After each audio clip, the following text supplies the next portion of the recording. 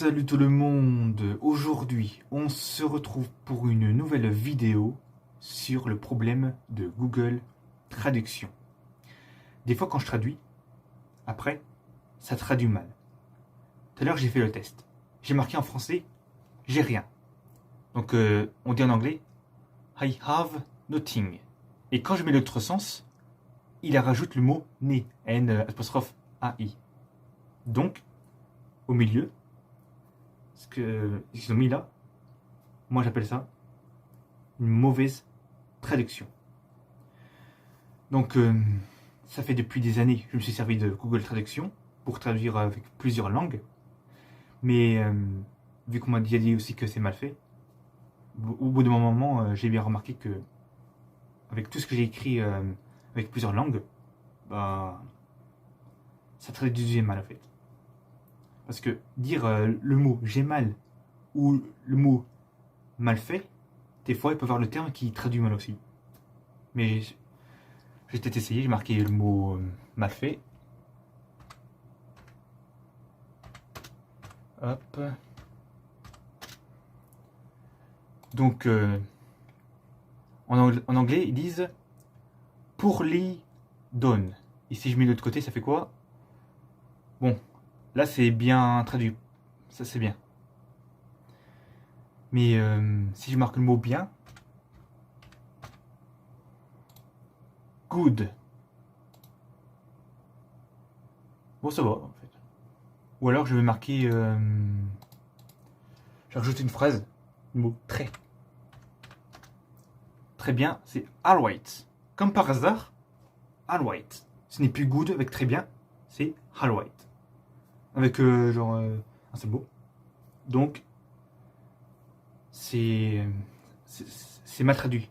Très mal traduit. Parce que si on veut aller à l'étranger, en Angleterre et dans tous les autres pays du monde, je pense que les personnes pour nous comprendre, je pense qu'ils vont avoir un petit peu de mal, ou ils vont comprendre d'autres choses, alors que ils vont croire qu'on aurait dit ça, alors qu'on n'aurait pas voulu dire ça. C'est comme si un anglais, il voulait dire quelque chose en français, bah, il va dire une phrase qui ne convient pas ce que lui veut dire. C'est quand même dommage de voir un Google Traduction quelques années plus tard, avec une mise à jour qui n'est pas corrigée et qu'on trouve toujours les mêmes erreurs, quoi. Malheureusement. Il y a quelques années, j'ai cru voir sur Google Traduction que méchant, ça voulait dire aussi bad.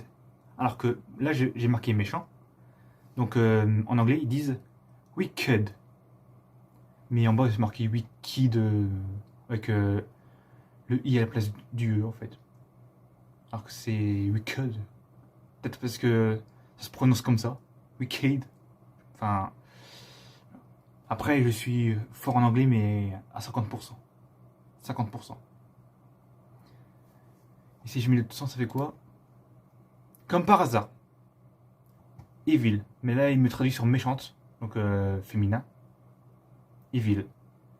Et si je remets de l'autre côté, evil, mal. Je sais pas pourquoi ça se traduit comme ça. Mais en vrai, mais j'ai l'impression que ça traduit mal. J'ai fait tac, tac. Je mélange.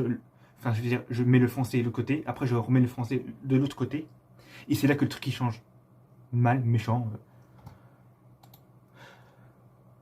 Je vais marquer vilain. Parce que vilain, c'est peut-être presque pareil. Hein. Voilà, vilain, méchant. Après, voilà. Comme nous, on a aussi des dictionnaires.